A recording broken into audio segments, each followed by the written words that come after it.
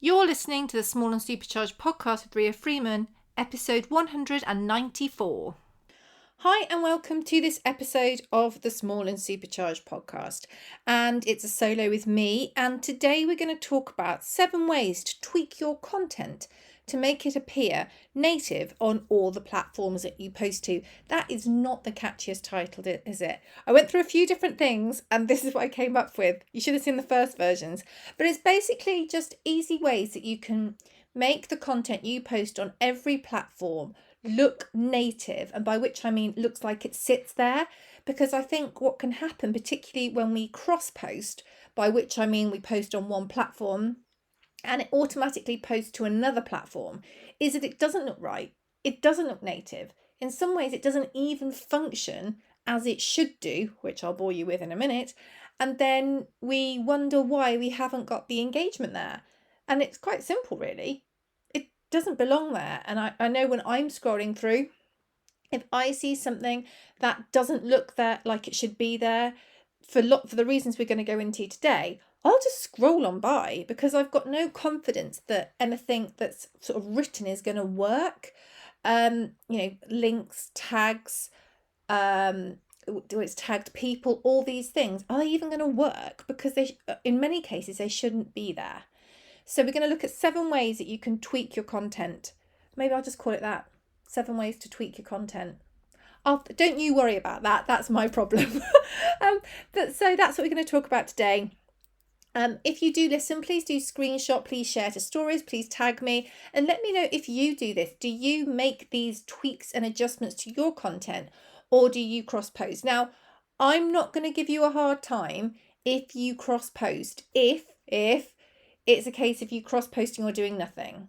However, I genuinely think that particularly if you use scheduling tools, it will literally take you seconds, and I mean it, seconds and seconds, not even minutes, to make whatever you post appear correct for the platform. And that is going to hugely increase your engagement. It's going to make your followers on that platform feel a whole lot more appreciated because you're making content that works for them. And it is just better. It can make your posts appear visually better if you're into the aesthetic of everything, and I think a lot of us are, particularly when social media is so loud and we need to create that scroll stopping everything, the scroll stopping picture and then the caption that makes people click through and engage. So 7 easy ways.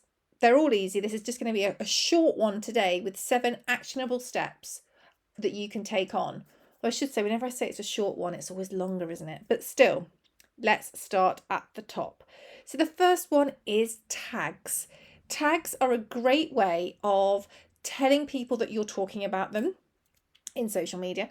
So if you have got a picture and that person's in the picture with you, or you've had a chat with somebody, or you have had a meeting with someone, or if you're at an event with someone and you have tagged them, or if it's a brand that you love and you've taken pictures of you with their products, or you've done a flat lay with their products and you've tagged everything in the caption, which is brilliant, and I would absolutely 100% recommend you do that.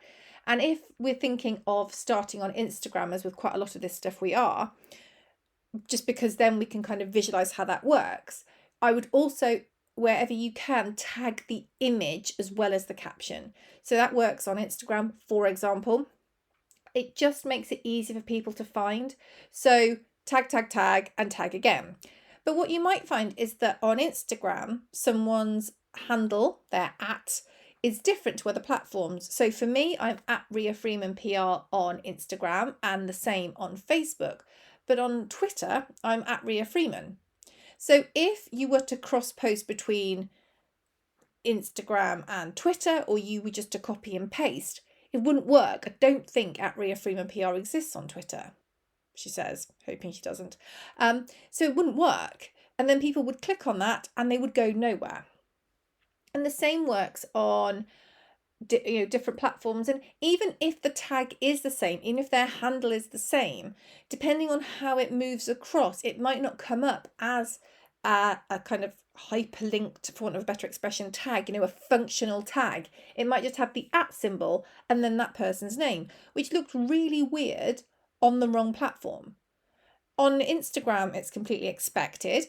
On Twitter, it's completely expected. On Facebook, it isn't. On Facebook, we like to see the person's name or the business name, and that usually highlights in a different color so people can click it and then go through to that business's page. So if we're making it so the tags don't function on different platforms, it doesn't look right, and it's flipping annoying.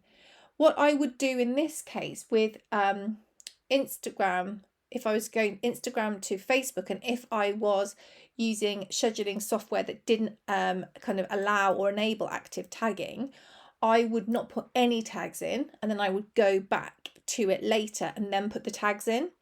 I wouldn't post it with the wrong tags or with at and then a word, because to me it just grates on me a lot. So that's how I would do it. Now the beauty is, if you schedule on, again, I use later, I talk about later a lot, and you put at and the name for your Instagram post, it will tag them, and you could also tag on the image on later. But I would work with the scheduling software that you're using, and if it means you don't tag anybody and then you go back in and do it, personally, I would do that rather than putting up a tag that doesn't work, because it just looks really messy and really clunky. So think about your tags. It's important. Tags can be hugely useful. They can be really functional little bits of information that allow people to go and find out more about the people you're tagging. So they're really important. But when they don't function, they're just clunky, messy, and it doesn't also do that person any justice or any credit, because when they click on it, it goes nowhere. But if you've got someone's handle that's a lot of words shoved together, like Ria Freeman PR, you wouldn't necessarily know that that's what it said. So tags, point one, get those right, get them adjusted on the different platforms. That's how they work the best. The next thing is the trusty hashtag. Hashtags do function on, I'm going to say most, because I think that some work much better than others, but most social media platforms, but the number that is advised differs, and the amount of characters you can have differs. On Instagram, we know that you can have up to 30 hashtags, and people do use that number. I'd always say make sure they're relevant, otherwise 30 that are irrelevant is a complete waste of your time and your fans and followers' time, and anyone that finds you through those hashtags' time. But on Facebook, I think it's probably up for debate how many. They're not as commonly used on Facebook at all. I think it's very, very common to see posts without any tags. But if you do see them, the ones that seem to be the best are maybe 2 or 3 hashtags. I'm sure I read up on this to see what the kind of best practice was on it. I'm happy to be corrected on this. Do let me know if you've read something else, but I'm pretty sure it said 3, and I would say that's very similar on LinkedIn as well, because it is just those 3 key points, those 4 key points. It's definitely much tighter.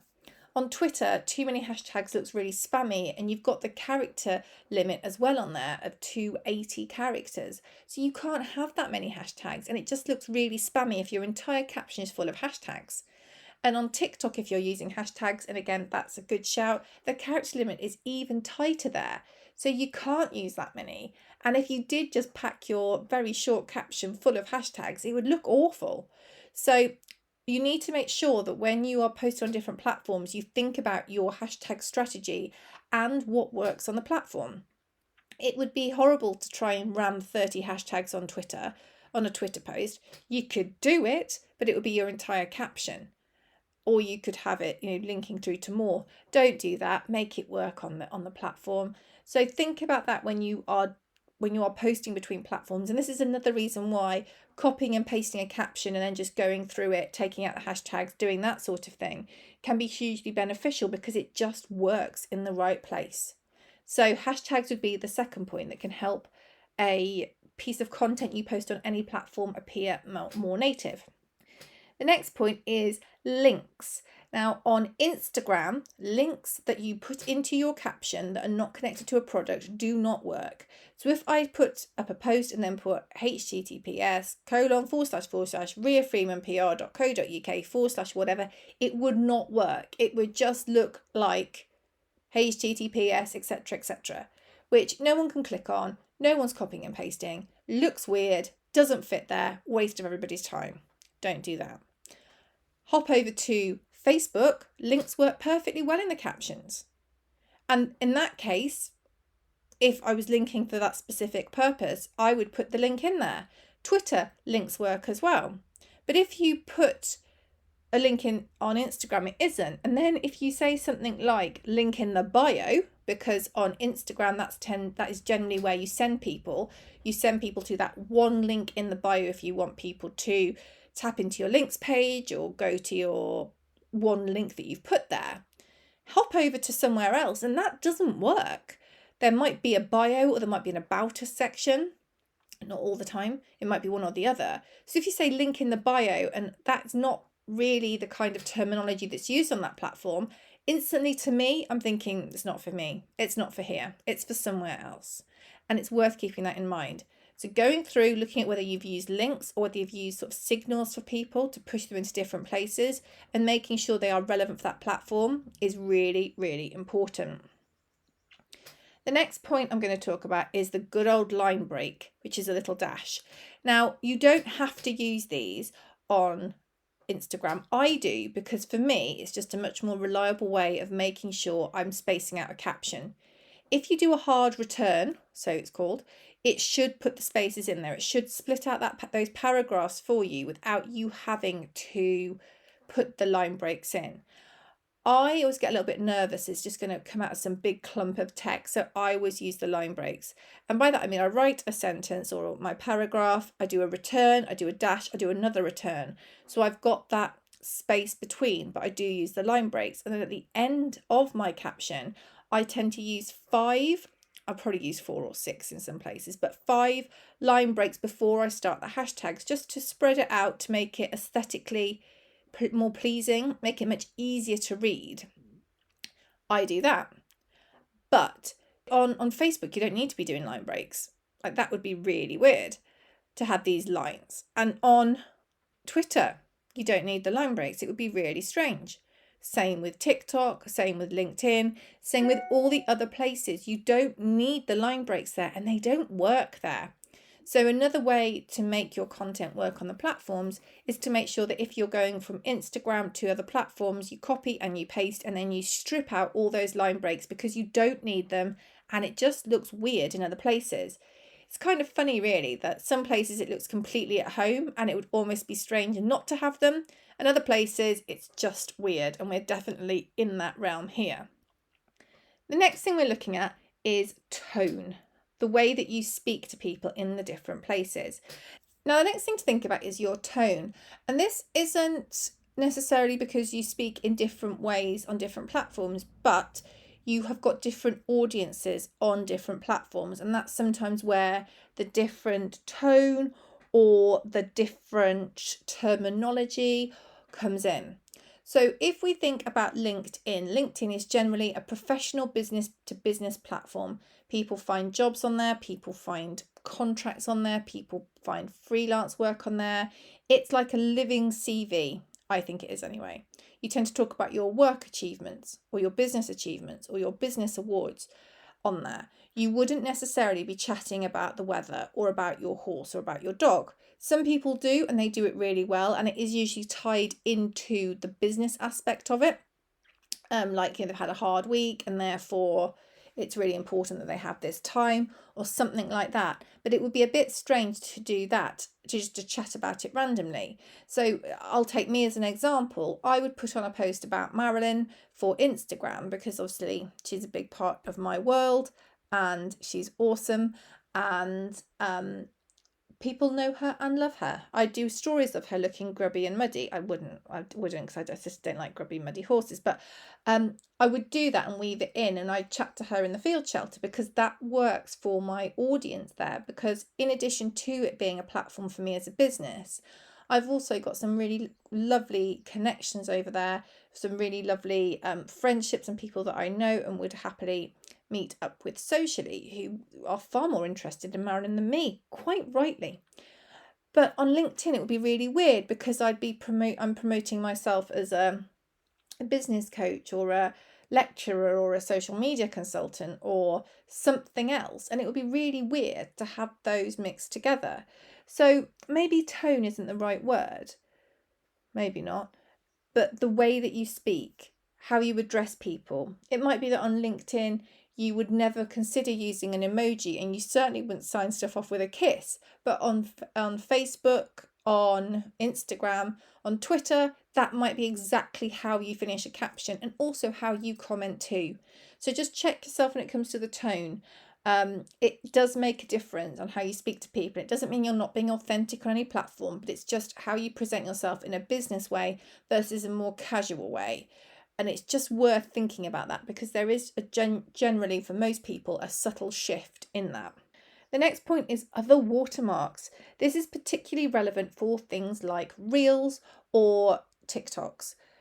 So there was something I read a little while ago from a point of authority that said that Reels could have the potential to not reach their full potential in terms of the reach if they had watermarks from other brands on. So if, for example, you were to have a TikTok watermark on your reel, it could limit the reach. But more than this, I think it just looks wrong. Obviously the reach is a big thing. When we create these short form videos, when we create this content, we want to make sure it gets in front of as many people as it possibly can. And if you are just downloading that video that you've created in TikTok to post on Instagram, there is the potential to have a reduced reach. This is stuff I've read. I haven't ever run this as a test, and I'd be really interested if you've noticed this. It's really difficult, I think, comparing like for like, because there are so many variables. It might be that one video was just a lot better than another one reel was better than another one, and that's why it did well, even though it had the TikTok watermark on it. So there's lots of different ideas there, but it's worth keeping in mind. It's also worth keeping in mind that sometimes if you download and move it across, the sound doesn't come with you, and there's lots of different issues connected to that. So what would really be better, although this will take longer, it absolutely will, is to maybe shoot the videos or the individual images and then put them together inside TikTok or inside Reels. So you could use the same footage, but you could use it twice inside the platform, or even using third-party software out of Reels or TikTok and creating that video. I think if you do it inside the app, it's much easier to get those timings bang on with music, or if you're trying to lip sync, it's even more important. But just think about the watermarks. Think about not only the sort of the way they can impact your reach, but also, are you comfortable with having a TikTok watermark on Instagram or an Instagram watermark on TikTok? That's the question that only you can answer. And my last point is all about caption length. And it's important to adjust this depending on the platform that you use. So we've talked about caption length before, and we know that all the platforms have got different lengths. Facebook has got a huge caption length. Instagram is decent as well, but when you move through to Twitter with 280 and TikTok with even less, it's important to make sure that you're putting that information across in a way that works for the platform. So if you've written a massive long caption on Facebook and you're just sharing that straight to Instagram, it's not going to work. People are going to have to go and look at that on Facebook, whereas it'd be much better, I think, to look at what you've written, condense that down to fit within the character limit, and then encourage people to go and find out more. Or even take that huge caption and break it down into individual sections. So you've got lots of different tweets there. Maybe you put them out more regularly to tell that story and use those little bits of information. But rather than giving someone like a random sentence or two that doesn't really say anything or teach them anything, they've not learned anything, they've not progressed that story, and then trying to push them somewhere else they don't really want to leave because they've chosen to be there, I think that's a difficult one, and I think that's not necessarily a very successful strategy when it comes to posting online, and particularly when it's in places where you have got much tighter characters. I would say when that's the case, craft that content differently and make it so that that caption is enticing for somebody to take the next step that you want them to take, whether that's to click on something else or to go and read more detail, but make sure the caption stands on its own. That should apply to all the different platforms. I think that when we're trying to make people go to different places, move them away from the platform that they have selected, it's really important that we give them enough information to either gain something from reading it on its own or to make that decision to move on. So there you go, 7 ways to tweak your content to make it appear native on the platforms you post to. I'm really hoping by the time I get to post this, I have got a much better title. It might just be 7 ways to tweak your content. But anyway, we've got tags, we've got hashtags, we've got links, we've got tone, we've got other watermarks, we've got caption length, and we have got line breaks as well. I hope that's been useful to you. Please do screenshot, share to stories. If you're feeling really generous, I would love you to review the podcast. Genuinely, everyone gives me every little review we have, whether it's just a rating, 5 stars is a win, or whether it's a written review. They really do make my heart sing, and I would massively appreciate you doing that. And of course, if you want to take your business and brand to the next level, do check out Small and Supercharged Mastermind. These are kind of things we discuss fairly regularly in Mastermind, and go through it in much more detail and really get into the nitty gritty. You can find more information about that over at riafreemanpr.co.uk, and it's across the top. Thanks so much for joining me today. I really appreciate your time as always. Have a great week, and we will catch up really, really soon. Take care.